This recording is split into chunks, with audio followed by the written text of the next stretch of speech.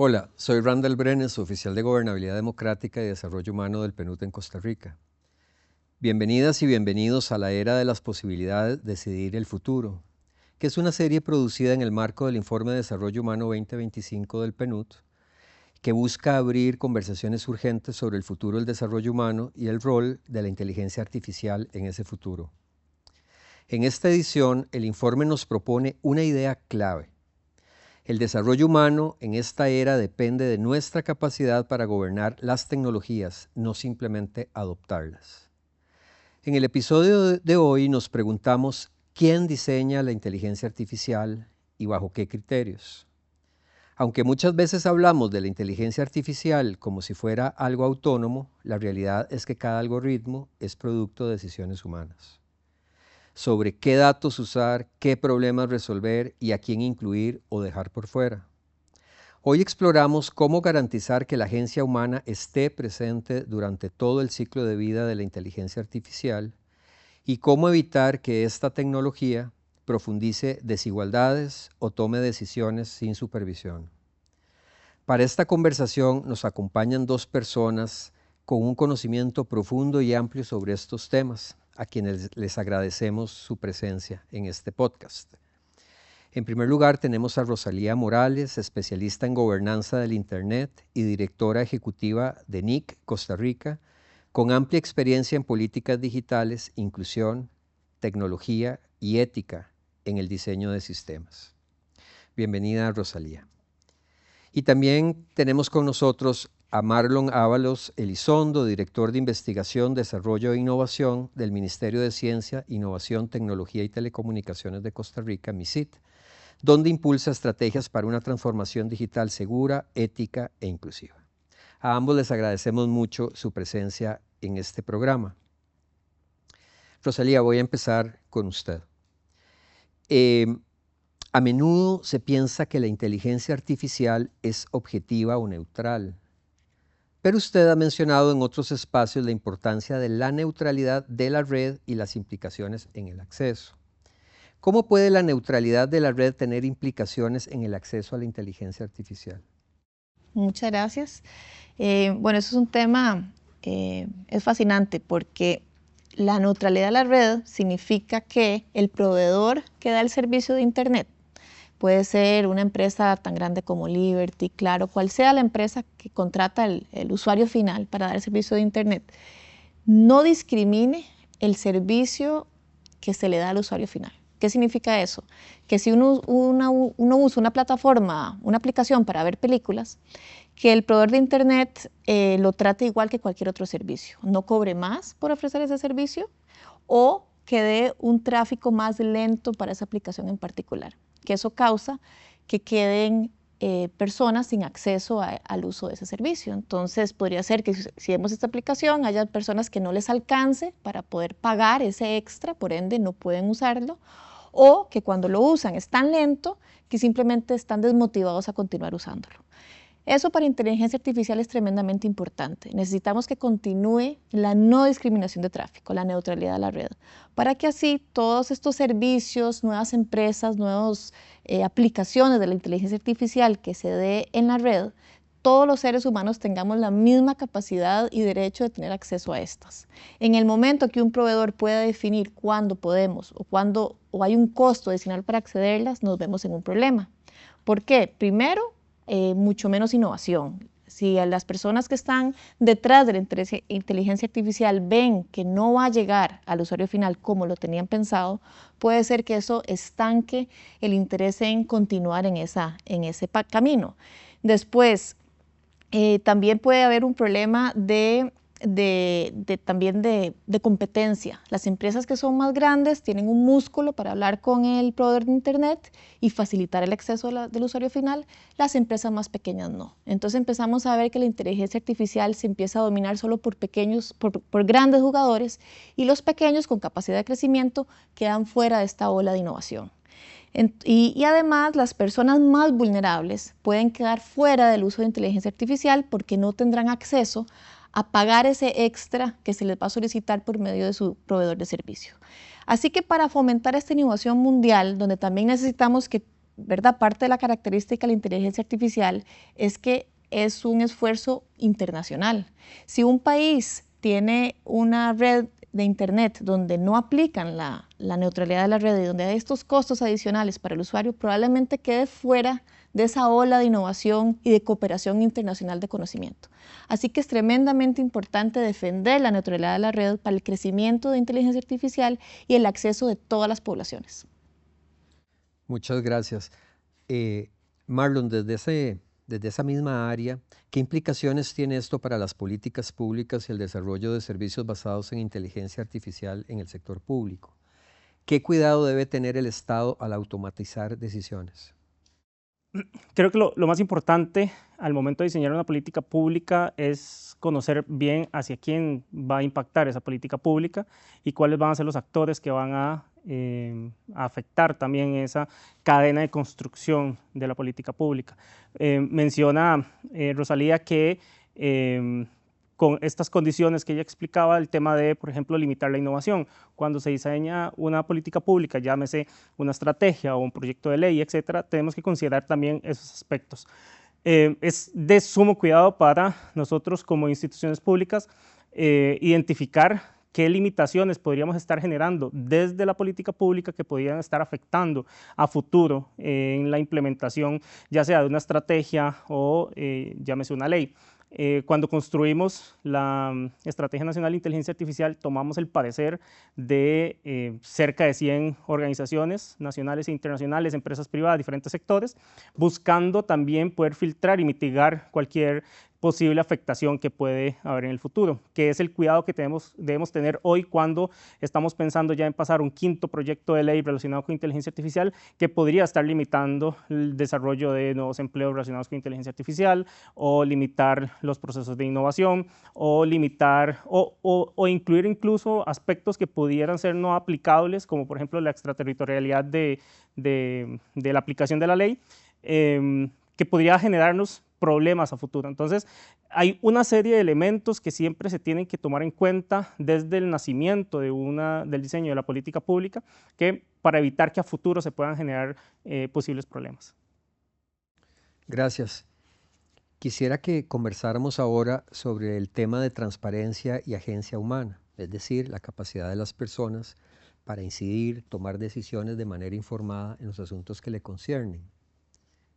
El Informe de Desarrollo Humano 2025 enfatiza la importancia de mantener la agencia humana en el centro, especialmente en procesos que afectan derechos, acceso a servicios o participación cívica, es decir, el ejercicio pleno de la ciudadanía democrática, y eso es fundamental.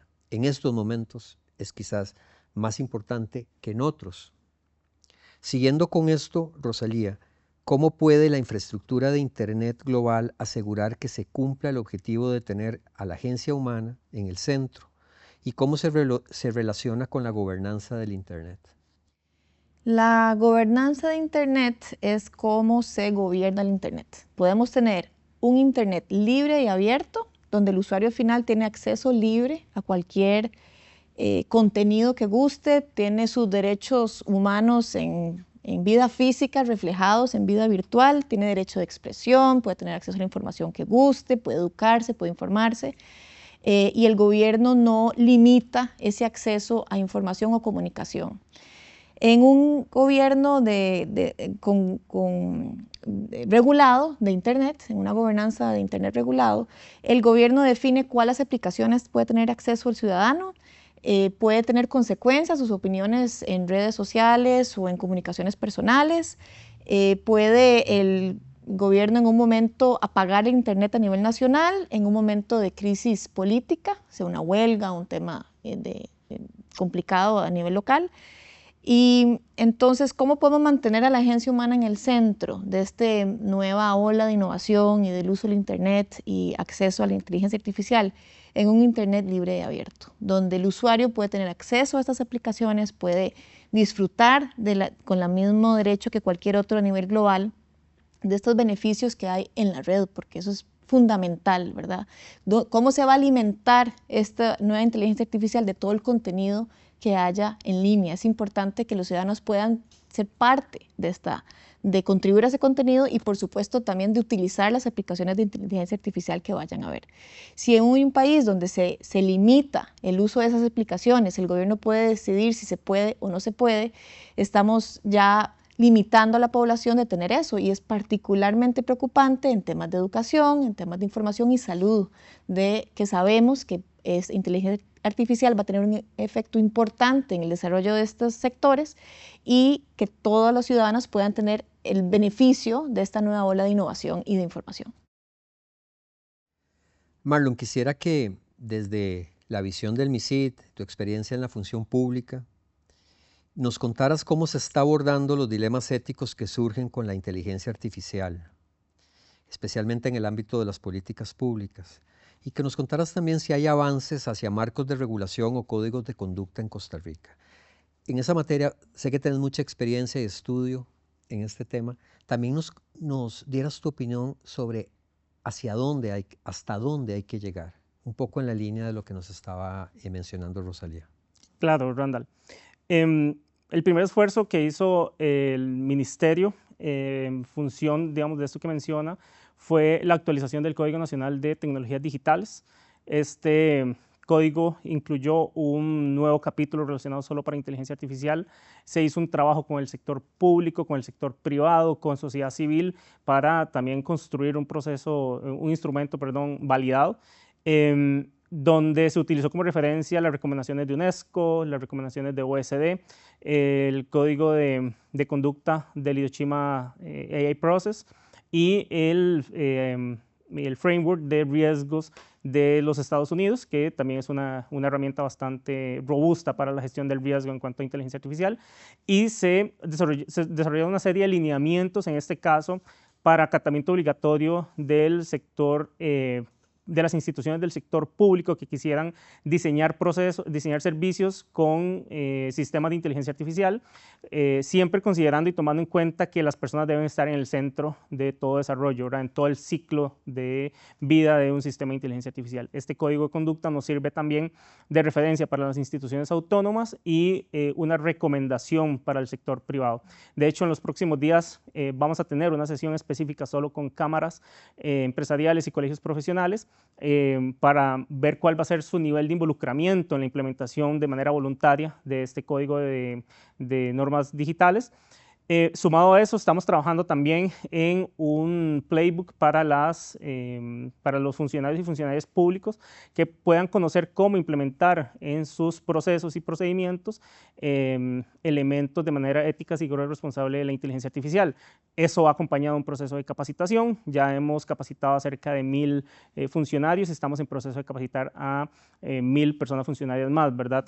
Acompañado también de capacitar a personas de la sociedad civil, esto en alianza con organizaciones que nos han puesto a su disposición los procesos de capacitación, y también de una manera muy específica con empresas, pymes, PIMPAS, modelos asociativos y emprendimientos, para ir buscando cómo no solo mejoramos sus procesos de innovación y cómo involucramos la innovación dentro de sus cadenas de valor, sino también cómo involucramos e integramos de manera efectiva la inteligencia artificial en esas cadenas de valor. Eso es como el momento actual, ¿verdad?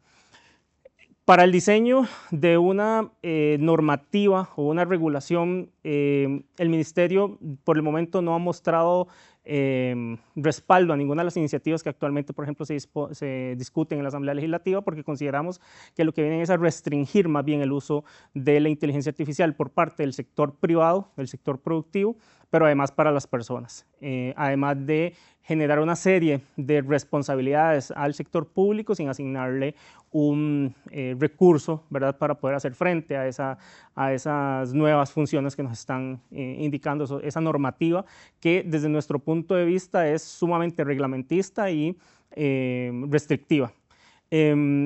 Y ahí es donde viene entonces, a un nivel prospectivo, qué es lo que tenemos que considerar. Lo decía en mi primera intervención, si nosotros cuando diseñamos la política pública no vemos que él me va a generar esta política pública en 2, 3 o 4 pasos más adelante, estamos cometiendo un error desde la raíz en el diseño, ya sea de una ley, una estrategia, un proyecto, un reglamento, lo que sea. Creemos que esa debería ser como lo primero que debe cuestionarse quien diseña esa política pública, es qué efecto negativo voy a generar a futuro para evitarlo desde el principio. Gracias, un tema realmente importante porque en ocasiones la novedad llena de riesgos por desconocimiento produce ciertas alertas en los legisladores, pero también en sectores a la hora de regular, que terminan limitando el desarrollo de esas oportunidades por temores. Entonces, quizás al lado de esas preocupaciones que tratan de resolver desde el punto de vista legal, quizás se abren otras oportunidades para resolverlos en el ámbito de la educación, porque después de todo, el ejercicio de derechos, libertades y oportunidades se aprovecha a través de la educación. Tal vez por ahí deberían de acompañarse esos procesos de regulación con mejores capacidades de las personas para aprovechar estas herramientas. Rosalía, ¿cómo podemos asegurar, quedándonos dentro de este tema tan importante, que la regulación de Internet y de las tecnologías respeten los derechos individuales y se mantenga a las personas en el centro, al tiempo que se abordan preocupaciones legítimas como la seguridad y el bienestar social? A veces poner a las personas en el centro se puede interpretar como una especie de tutela de las personas, pero esa tutela puede limitar las libertades de las personas. Entonces, tenerla en el centro puede ser generar, lo que mencionaba hace un momento, las capacidades necesarias para que ejerzan plenamente esas libertades. ¿Cuál es su opinión? Bueno, es fundamental, ¿verdad?, que las personas y la sociedad civil sea parte del debate y de la creación de estas nuevas tecnologías. Algo muy particular del Internet como tal, siendo la herramienta clave para la inteligencia artificial, es que el Internet tiene una manera de regirse totalmente diferente a los otros servicios. La gente cree que el agua, la luz y el Internet es básicamente lo mismo, y no es así. El Internet es casi que un derecho que hay que defender. Es una tecnología que se creó como una plataforma de cooperación a nivel mundial, donde hay diferentes foros alrededor del mundo, donde participa la sociedad civil en muchos de estos, al igual que académica, técnica, empresarial, y se definen las reglas técnicas de cómo funciona esta tecnología. Ahora, inteligencia artificial empieza a ser parte de esta misma organización mundial de Internet, a donde se están definiendo, bueno, cuáles son esas reglas técnicas al ser parte de la herramienta del Internet. Y ahí es fundamental que la sociedad civil y las personas sean parte de eso para que su voz sea oída y sea tomada en consideración en la creación de esta nueva tecnología. Hay foros internacionales como el Foro de Gobernanza Mundial, el IGF, por sus siglas en inglés. Acaba de suceder uno en Noruega, ahora en julio, es uno por año, donde se habla de la gobernanza de Internet y se habla de inteligencia artificial dentro de sus muchas discusiones paralelas que hay. Es importantísimo que las personas sigan asistiendo a estos foros, que digan su opinión, que participen, para así continuar ese modelo tan particular del Internet en esta nueva ola de innovación que viene en inteligencia artificial. Continuar que el usuario siga en el centro, que la persona siga teniendo una voz y un lugar en la mesa en definir el futuro de esas tecnologías que cambian cómo funciona la sociedad. Así que es importante. En Costa Rica se hacen diferentes esfuerzos. También tenemos un foro de gobernanza de Internet aquí en Costa Rica que organiza nuestra organización, NIC Costa Rica, y sería lindísimo que más personas de todos los sectores participen, ¿verdad? Se hablan de los temas más candentes que se hablan a nivel global, entre ellos inteligencia artificial, y es importante que su voz sea escalada, sea oída y sea escuchada no solo a nivel nacional, sino que se transporte también al Foro de las Naciones Unidas. Ahora se está discutiendo ese rol de la sociedad civil en estos temas de Internet y en inteligencia artificial en los foros de las Naciones Unidas. Ahora en la Asamblea de diciembre va a ser unos temas más candentes. Así que es importante que el usuario final y la persona defienda y dé saber su opinión y su posición en esto, ya sea en foros locales, aquí en Costa Rica, en foros internacionales como el IGF que mencioné, a su mismo proveedor de servicio, a su mismo gobierno, ya sea felicitando por el excelente servicio o exigiendo ciertos servicios, porque si no, pues las cosas puede ser que cambien sin su agencia, sin su decisión, sin su participación. Y es crucial en este mundo de inteligencia artificial. Hablando de coordinación y futuro, pensamos que no solo se trata de diseñar bien la tecnología, sino de hacerlo en diálogo con diferentes sectores y bajo principios claros, como estabas mencionando: inclusión, participación informada de las personas en todos los niveles. El informe nos dice textualmente: la dirección que lleven las innovaciones generadas por la inteligencia artificial pueden orientarse para que sea compatible con resultados socialmente deseables y con el beneficio privado. Los criterios de evaluación de la inteligencia artificial han pasado a ser herramientas fundamentales para analizar el rendimiento, las capacidades y la seguridad de los modelos de inteligencia artificial. Complementar los criterios actuales con estándares nuevos que permitan medir la contribución de la inteligencia artificial al desarrollo humano puede servir para conducir a las innovaciones impulsadas por la inteligencia artificial en esa dirección. Sobre esa frase o esa cita del informe, Marlon, ¿qué tipo de coordinación es necesaria, en tu opinión y a través de tu experiencia, especialmente impulsando políticas públicas a nivel nacional en esta materia? ¿Qué coordinación es necesaria entre el Estado, el sector privado, la academia y la ciudadanía para asegurar que la inteligencia artificial se diseñe con ética, con propósito público, llevando a los países a realmente conducir las innovaciones deseadas?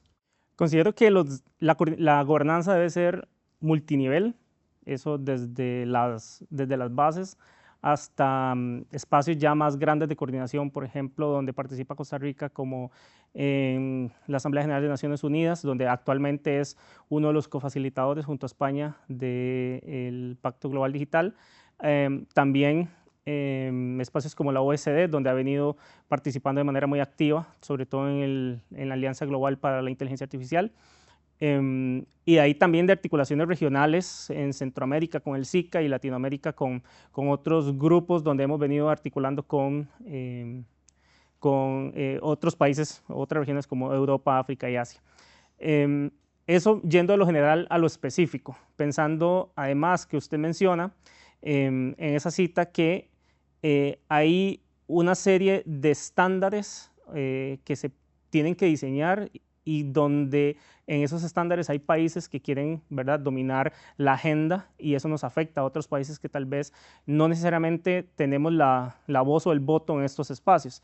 Costa Rica tiene la suerte de participar en la mayoría, pero hay otros países que no, sobre todo el sur global.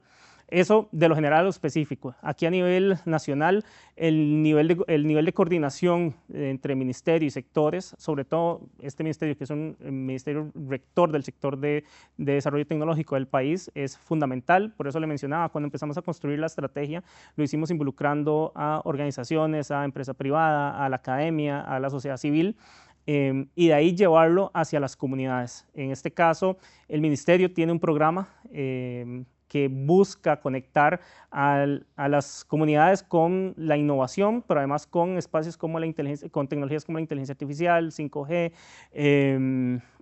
IoT y otras tecnologías de frontera, porque solo así vamos a poder lograr sacarle el mayor provecho a este tipo de tecnologías. No solamente la inteligencia artificial, sino también, como les decía, 5G, IoT, analítica de datos, etc.